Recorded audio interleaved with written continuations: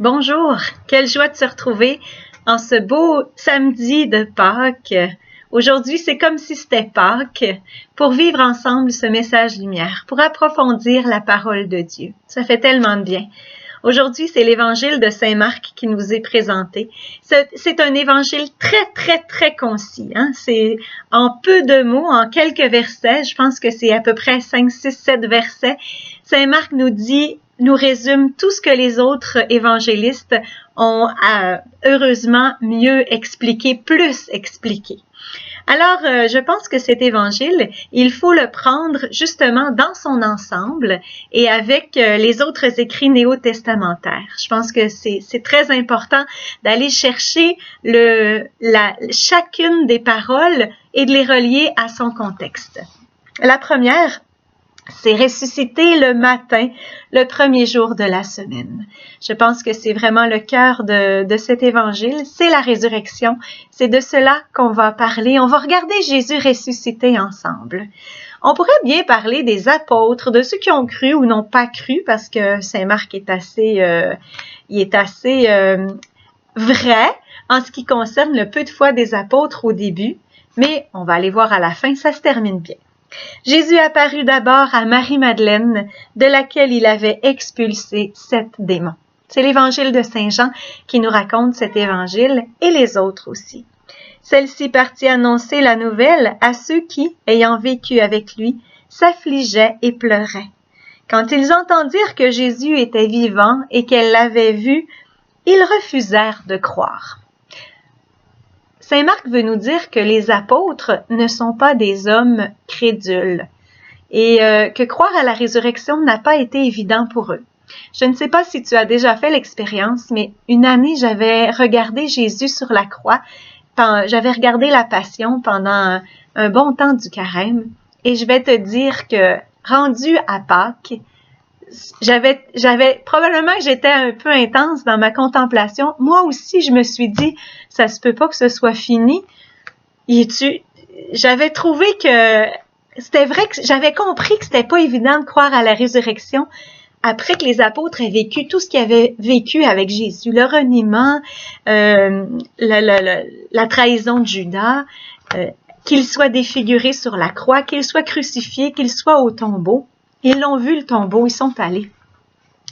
Après cela, il se manifesta sous un autre aspect à 2 d'entre eux qui étaient en chemin pour aller à la campagne. Nous reconnaissons ici les disciples d'Emmaüs, que Saint Luc va parler plus longuement. Ceux-ci revinrent l'annoncer aux autres, qui ne les crurent pas non plus. Alors on dirait qu'ils vont avoir besoin de rencontrer personnellement Jésus ressuscité.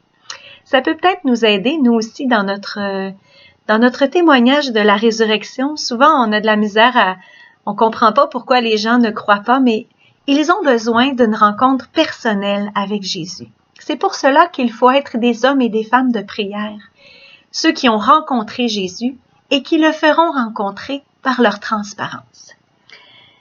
Enfin, il se manifesta aux 11 eux-mêmes pendant qu'ils étaient à table, au cours d'un repas.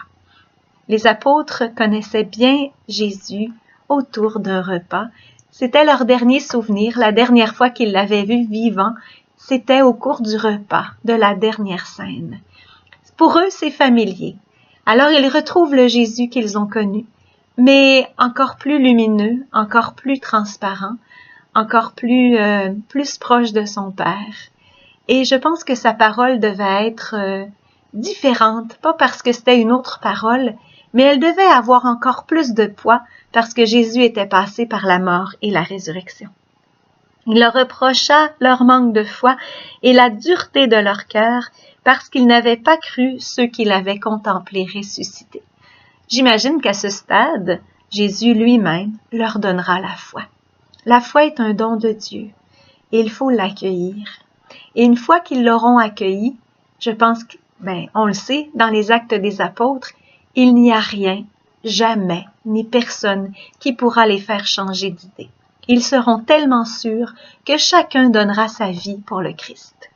Puis il leur dit, allez dans le monde entier, proclamer l'Évangile à toute la création. Alors, c'est le salut universel qui va se faire maintenant grâce à eux. Et on peut dire, bien, c'était pas des fous, les apôtres. Ils n'ont pas eu une illusion. Ils ont vraiment rencontré Jésus ressuscité.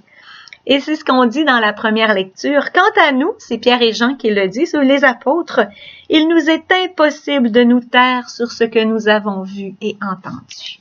Leur foi a été trempée dans l'eau du doute, dans l'eau froide du doute.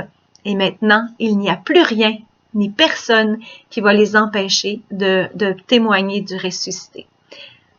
Il y a un petit bout aussi qui est important, on le voit pas, mais on le sait, c'est la Pentecôte. Alors, au début du carême, Jésus, sous le souffle de l'Esprit, s'en va au désert.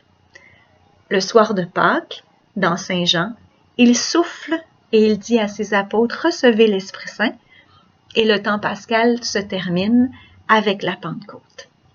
L'Esprit Saint nous accompagne durant tout notre cheminement. Je pense que c'est lui qui fait la différence. Et c'est lui qu'on se prépare à recevoir. Ce temps pascal nous permet aussi de désirer l'Esprit Saint, désirer ce que les apôtres ont reçu. N'est-ce pas que toi aussi tu le désires? Oui, désire l'Esprit Saint, parce que Jésus veut te le donner. Il est ressuscité, il est mort et ressuscité pour cela. Je te souhaite une belle journée. Au revoir et à demain.